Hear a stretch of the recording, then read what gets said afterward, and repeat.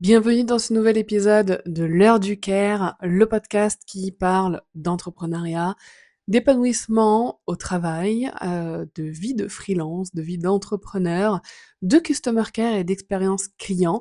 Mais pour cet été, on explore tout de même pas mal le sujet du bonheur au travail, de comment trouver sa voie, et on explore toutes les possibilités et tous les sujets autour de l'épanouissement dans sa vie professionnelle. Et aujourd'hui, on va parler de comment devenir indépendant ou freelance. Si jamais les épisodes précédents, qui sont publiés depuis début juillet 2026 sur ma chaîne YouTube ou sur tes plateformes d'écoute préférées sur le podcast L'heure du Caire, t'ont amené peut-être vers le fait que tu devais avoir un statut d'indépendant parce que ça matche avec ta vie idéale, parce que ça matche avec tes aspirations, etc. Clairement, cet épisode est fait pour toi. D'ailleurs, dans l'épisode Quel avenir pour les indépendants en France, on a vu que le marché dans les années à venir était quand même plutôt favorable. Dans l'épisode salariat versus entrepreneuriat, on a étudié précisément quel statut valait le coup pour toi selon leurs avantages et leurs inconvénients. Et je mets bien évidemment ces deux épisodes en description si tu ne les as pas encore écoutés. D'accord? Et bon, dans la mesure où tu te dis que pour toi ça vaut le coup hein, d'être indépendant, que ce soit freelance, entrepreneur, prestataire, etc., alors cet épisode est grandement fait pour toi parce que on va voir maintenant comment devenir entrepreneur, comment devenir indépendant. Alors, je fais ce rappel hein, dans quasi chacun de mes épisodes, mais pour moi, être indépendant, ça veut dire entrepreneur. Enfin, être entrepreneur, ça regroupe plein de choses. Ça veut dire freelance, prestataire de services, artisan à son compte, bref, du moment que on gère notre entreprise par nous-mêmes, on est entrepreneur. Parce que j'ai été les deux. J'ai été ce qu'on appelle freelance prestataire de services, et j'ai été entrepreneur, c'est-à-dire à gérer une équipe, à avoir des produits, etc. La différence entre les deux, ce qu'il faut savoir, ça va être le nombre de clients possibles, nombre de clients potentiels. Forcément, quand on est euh, freelance, indépendant, quand on est prestataire de service, on a en règle générale un nombre limité de clients possibles. Ok? Alors que quand on est entrepreneur et qu'on a des produits à vendre, que ce soit e-commerce, soit produits digitaux, en règle générale, on a une possibilité plus illimitée d'avoir des clients. Encore une fois, l'état d'esprit est le même quand on est prestataire de service ou entrepreneur. On a des problèmes différents, mais souvent très similaires, des responsabilités différentes, mais on gère dans tous les cas. Ok, seule notre activité pro et on règle ces problèmes aussi tout seul. Donc pour la première partie de cet épisode, on va explorer en fait les étapes légales, tout simplement le côté concret pour lancer son activité indépendante en me basant sur la micro-entreprise. D'accord? Parce que c'est le statut qui a quand même été créé en France pour tester et lancer une activité. Ok, c'est le statut par lequel j'ai commencé personnellement en 2018 quand j'étais Customer Care Manager freelance et que je recommande clairement pour commencer et tester une activité parce que il y a moins de responsabilités fiscales et administratives. C'est plus aussi facile d'arrêter une micro-entreprise que quand on a une EURL, une SARL ou une SAS. Surtout quand on a une activité on va dire qu'on commence doucement, vraiment commencer par la micro. N'allez pas vous embourber avec des charges juste phénoménales dès le départ d'une activité. C'est vraiment mon point de vue sur la question. Donc devenir micro-entrepreneur en France demande surtout de déclarer son activité, bien évidemment, de respecter les obligations sociales et fiscales qu'on va voir un petit peu après du régime, puis de suivre quelques règles selon le type d'activité exercée. D'accord? Il y a un truc important que j'aimerais clarifier. Dans l'idéal, fais-toi toujours accompagner si tu veux choisir un autre statut. C'est-à-dire que là, moi, je te recommande le statut de micro-entrepreneur pour démarrer et tester une activité. D'accord? Ça veut pas dire que tu vas rester micro-entrepreneur toute ta vie. Sauf si ça te convient, si tu dépasses pas les plafonds, etc. Le jour où tu voudras changer de statut, ou peut-être que même là, je sais pas, tu veux lancer une start-up ou je sais pas, fais-toi conseiller sur le statut. Je t'invite à contacter mon agence de comptable, Number, qui accompagne aussi à la création d'entreprise, parce que c'est eux qui m'avaient conseillé sur mon statut quand j'ai switché en fait c'était en 2021, c'était en mai 2021, quand je suis passée en EURL, et qu'avant j'étais micro-entrepreneur. Voilà, donc c'est vraiment eux qui m'ont conseillé. Je regrette pas du tout d'avoir, changé de statut et d'avoir choisi ce statut-là. Donc voilà, si besoin, je te mets le lien aussi, dans la description. Tu peux les contacter, c'est gratuit pour avoir un conseil sur, les statuts idéaux pour toi. D'accord? Donc les obligations principales pour la micro-entreprise: déclarer la création de ton activité via la formalité en ligne dédiée. D'accord? Donc c'est sur l'INPI, c'est très rapide, c'est très facile. Choisis une activité compatible, bien évidemment, avec le régime micro-entreprise. J'y arrivé. Donc les activités, possibles sont les activités commerciales, achat, revente de biens, vente de marchandises, restauration, rapide, livraison, location de biens ou certains services commerciaux aux entreprises, OK? Les activités actisa les activités artisanales, fabrication, transformation ou réparation, par exemple, bâtiment, coiffure, alimentation, bijouterie, menuiserie, et cetera. Activités libérales non réglementées, donc on a conseil, formation, coaching, traduction, rédaction, informatique, tout ce qui est dans le digital, écriture publique, et cetera. Et ensuite, on a les activités mixtes, par exemple fabriquer et vendre les produits, ou vendre un produit avec une prestation de service associée. D'accord? Ensuite, c'est déclarer son chiffre d'affaires régulièrement, donc on peut choisir soit tous les mois, soit tous les 3 mois. Moi à l'époque, j'avais choisi tous les mois, je crois. Et payer les cotisations sociales qui correspondent. Bien évidemment, ça se détermine aussi quand tu déclares ton activité. Payer l'impôt sur le revenu, hein, parce qu'en plus d'avoir des charges bien évidemment sur ton chiffre d'affaires, tu as aussi des charges sur le revenu que tu te verses, en tant que micro, entreprise. Donc voilà, avec éventuellement l'option pour le versement libératoire, si tu as le droit. Moi, j'avais opté pour ça. Je trouve que c'était beaucoup plus facile de faire l'option, voilà, versement libératoire. Payer la CFE, donc je crois que j'ai dit n'importe quoi. Tu payes l'impôt sur le revenu, selon le régime que tu as choisi, et quand tu choisis, le versement libératoire, et ben, en fait, c'est là les 26 ou 27 qui sont prélevés par mois ou par trimestre, d'accord? Ensuite, on a la CFE, la cotisation foncière des entreprises, en principe à partir de la deuxième année d'activité, d'accord? Sinon tu peux avoir des exonérations, surtout n'hésite pas à demander si tu es accompagné par Pôle emploi ou par Number ou un autre conseiller, vraiment de demander toutes les aides et toutes les exonérations possibles.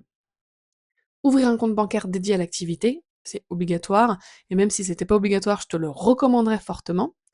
Souscrire à une assurance professionnelle et envisager au minimum une responsabilité civile professionnelle. Surtout, bah, dès que tu traites avec des clients en fait, hein, vraiment, c'est obligatoire.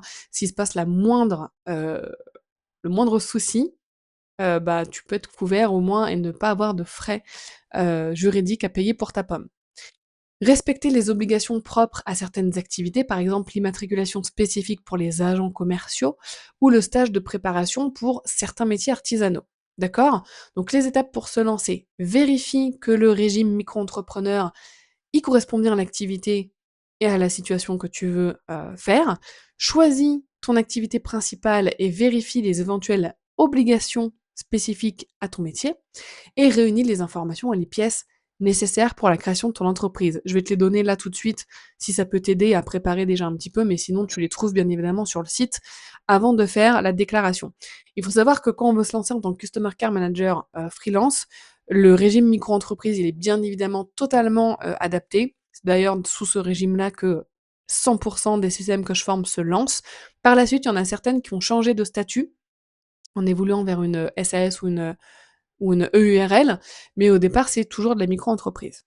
Donc les informations à préparer: ton identité, hein, nom, prénom, date, lieu de naissance, ta nationalité, adresse personnelle. Donc la pièce d'identité aussi, l'adresse de domiciliation de l'activité si elle est différente de ton adresse de domicile, la date de début d'activité, la nature de ton activité et éventuellement les activités secondaires, le statut du conjoint ou partenaire, pacsé, s'il travaille régulièrement dans l'activité. Donc une copie de la pièce d'identité, un justificatif de domicile ou d'occupation du local, si jamais tu as un local pour ton activité, souvent de moins de 3 mois.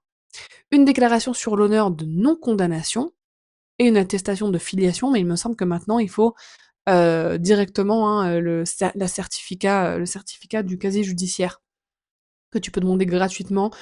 Quand je le fais, parce que j'ai dû le faire régulièrement cette dernière année et demie pour, demander justement mon statut d'organisme de formation et on le reçoit dans la journée par email, c'est hyper rapide. Et enfin le formulaire de déclaration de début d'activité qui est à compléter et à signer encore une fois, quand tu, déclares ton activité.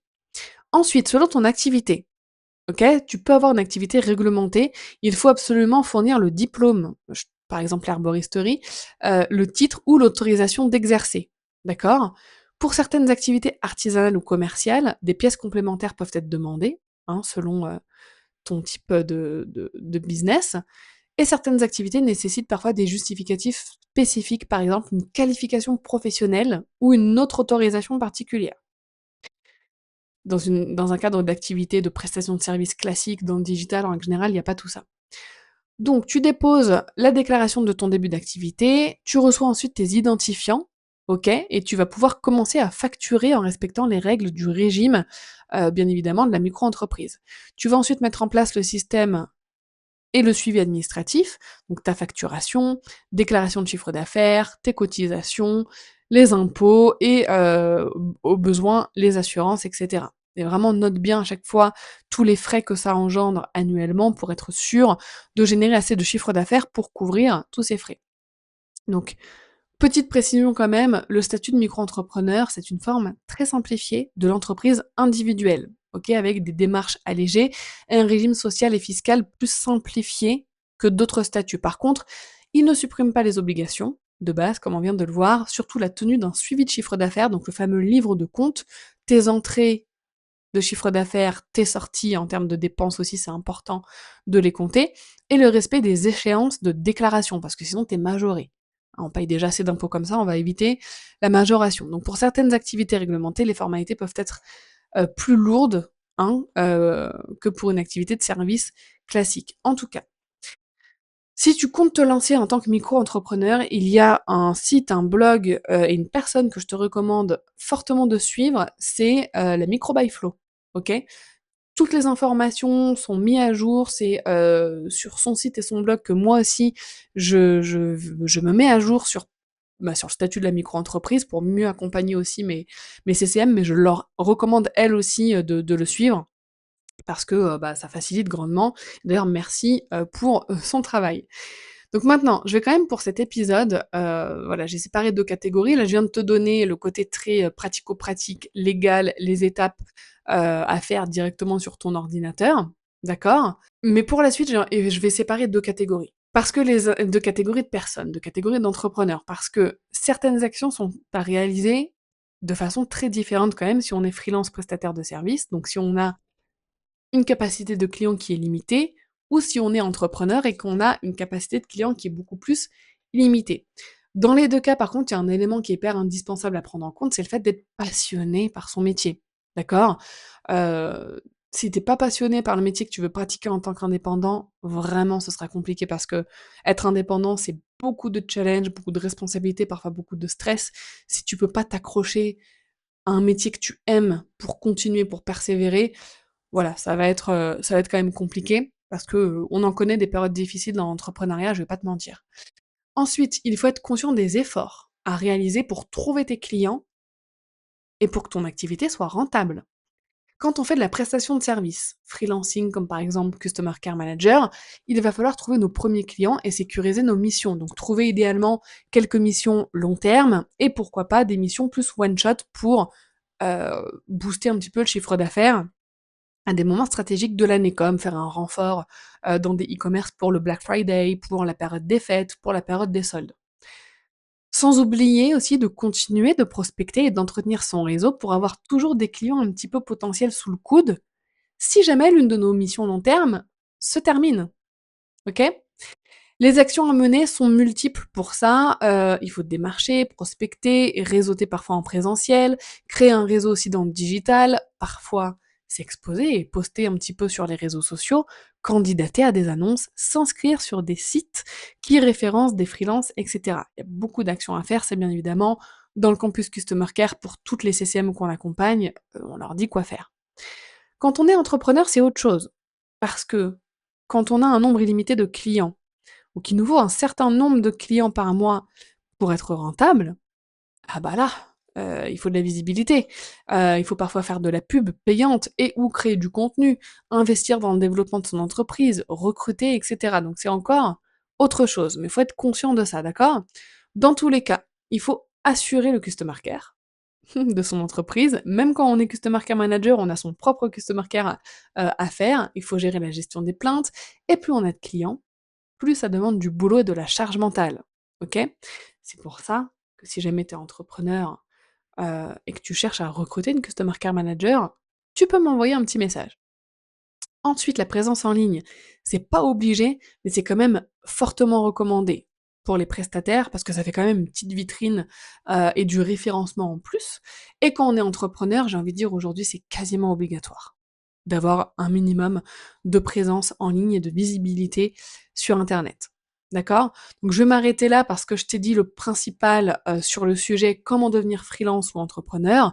Il faudrait que je fasse un épisode spécifique sur comment trouver des clients, comment avoir de la visibilité, faire sa com, et cetera.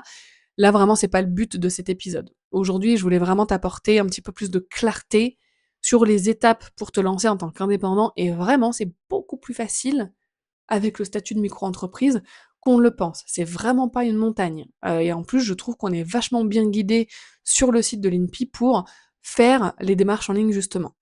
D'accord? Donc j'aimerais cependant clôturer cet épisode sur le pourquoi tu veux devenir indépendant. D'accord? Je te mets en garde. Vouloir être indépendant, ça peut donner envie, surtout avec tout le contenu qu'on voit sur les réseaux sociaux, qui est parfois un petit peu enjoliveur. C'est-à-dire que beaucoup d'indépendants vont montrer uniquement le bon côté de l'entrepreneuriat, parce que c'est ce qui fait vendre aussi leurs offres la plupart du temps. Heu, il y a de gros avantages, hein, comme on l'a vu dans l'épisode salariat vs entrepreneuriat, mais cela demande un travail considérable. C'est une responsabilité énorme d'avoir sa propre entreprise. Il faut savoir faire les choses, il faut savoir passer à l'action, il faut savoir aller de l'avant, surmonter les problèmes, il faut savoir trouver des solutions, il faut pas avoir peur des problèmes, il faut savoir surmonter ses peurs et ses craintes aussi, et il faut être persévérant. Il faut y aller, il faut show up, quoi. Donc ça demande aussi, voilà, on n'a pas d'arrêt maladie. On peut en avoir quand on a des vraies maladies, mais si on est juste fatigué et qu'on a besoin de quelques jours de repos, bah, on les prend sur notre temps de travail. Voilà, il faut savoir s'organiser, il faut savoir prendre ses responsabilités envers nous-mêmes aussi en tant qu'individus, c'est-à-dire savoir se reposer, prendre du repos, prendre soin de nous, prendre soin de notre santé, parce qu'on a tendance à tout investir dans notre business au détriment de notre santé. Donc il y a pas mal de challenges que je veux que tu aies à l'esprit, d'accord? Être indépendant, c'est un état d'esprit, c'est un mode de vie, d'accord? Ça se travaille, mais je préfère être honnête et ne pas te survendre ce statut, même si moi je forme des freelances depuis 2021, hein, j'aurais clairement intérêt à te faire miroiter que c'est 100 la belle vie, c'est pas le cas. Heu, encore une fois, il faut vraiment que tu écoutes l'épisode salariat vs entrepreneuriat parce qu'on conclut qu'il y a vraiment pas un statut meilleur que l'autre. Il y a le statut qui te convient à toi aujourd'hui, à l'instant T de ta vie. Quels avantages sont pour toi si indispensables à ton épanouissement et à ton bonheur que les challenges et les inconvénients qui vont avec sont totalement OK pour toi. Genre tu peux les gérer. Moi, ça fait 8 ans que je suis entrepreneur et ça fait 8 ans que quasiment tous les jours, je me dis: «Ouais, ça en vaut tellement le coup que tout ce que je dois surmonter et tout ce que je dois affronter à côté, bah, je vais le faire parce que ça en vaut la peine pour tous les avantages que ça apporte dans ma vie». D'accord?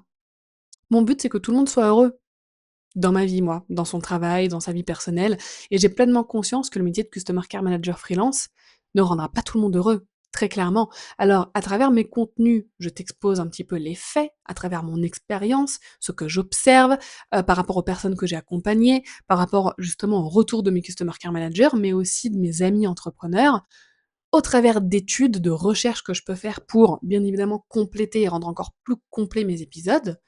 Mais tu pourras toujours compter sur moi pour te dire la vérité, pour te dire si le métier de Customer Care Manager est fait pour toi ou pas.